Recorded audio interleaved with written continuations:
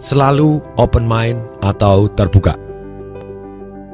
Ketika di awal-awal karir saya, dan sampai hari ini pun, saya masih punya hobi, yaitu mentraktir orang-orang yang jauh lebih sukses dibanding saya. Dan ketika saya mentraktir mereka, dan selalu saya tanya satu pertanyaan ini: kapan Bapak mulai dari miskin menjadi kaya, atau dari kaya menjadi sangat kaya? Kapan situasi atau waktu yang ketika Bapak Ibu yang sangat kaya ini berubah dari biasa-biasa menjadi kaya sekali? Percepatannya pada waktu itu berada di mana? Dan seringkali mereka memberikan ide-ide yang begitu luar biasanya. Oh ya, saya pada waktu ini saya membebaskan tanah dan akhirnya dahsyat jadi saya kaya. Nah, kembali lagi pada waktu saya ceritakan ide-ide ini dan akhirnya saya praktekkan sendiri, dan pada waktu orang lain mendengar, seringkali orang tadi ngomong, ya tapi. Contohnya, ketika Robert Kiyosaki datang ke Indonesia dan dia menceritakan bagaimana kita bisa membeli properti hanya dengan uang muka, cicilannya dibayar oleh penyewanya, masih surplus setiap bulannya. Banyak orang ngomong, ya tapi itu kan hanya bisa di Amerika, kalau di Indonesia kan tidak bisa. Ya, tapi kan di Indonesia bunganya 16%, kalau kita utang, kalau disewakan kan cuma 5%, mana bisa gitu. Jadi dia tidak terbuka.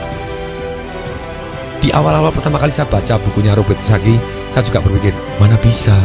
Ya, tapi itu kan di Amerika, di Indonesia kan lain. Dulu saya juga berpikir gitu. Ketika saya belajar bagaimana menjadi jutawan atau jutawan dalam US dollar tadi yang bisa dicerahkan dan mencerahkan, kemudian saya pikir, kenapa tidak? Bisa jadi dalam kondisi tertentu. Akhirnya rahasia ini terbongkar. Akhirnya saya tahu ternyata bisa beli properti hanya dengan uang muka, cicilannya dibayar oleh penyewanya dan masih surplus setiap bulannya. Bahkan saya akhirnya membuat software dan membuktikan bahwa ternyata bisa. Komposisinya adalah tergantung dari berapa besar uang mukanya, berapa lama cicilannya, dan kemudian berapa banyak penerimaan kita. Kalau kita jago untuk membuat nilai tambah sehingga penerimaan kita meningkat, mendadak surplusnya lebih besar, akibatnya cicilannya jadi lebih kecil. Demikian juga kalau utangnya tahunnya lebih panjang, makanya cicilannya lebih kecil. Kalau uang mukanya kita lebih besar, berarti cicilannya lebih kecil.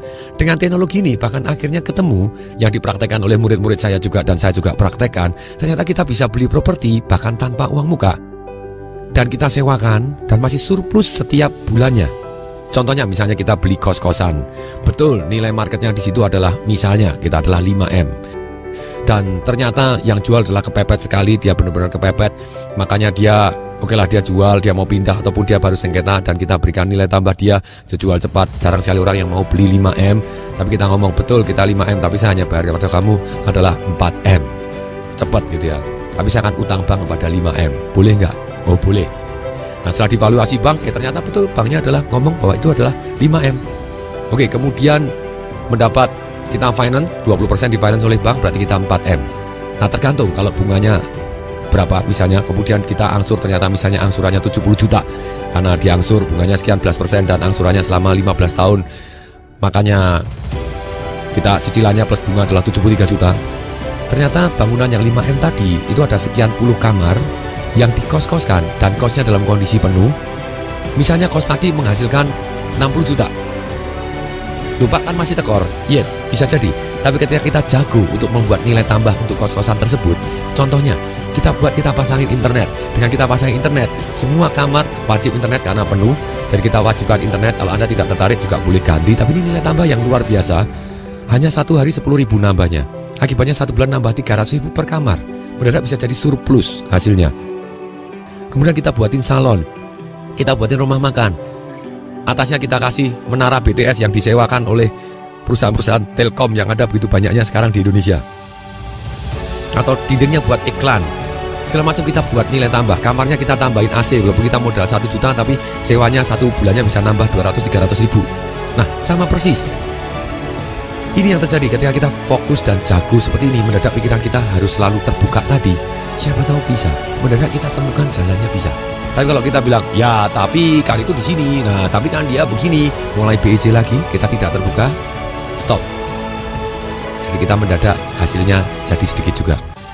Kita harus selalu terbuka terhadap peluang-peluang dan ide-ide. Kalau dia bisa, caranya gimana ya? Tepatnya gimana? Caranya aplikasi di sini bagaimana? Dan akibatnya dengan pertanyaan-pertanyaan seperti itu, hidup kita akan menjadi lebih baik dengan berpikir terbuka.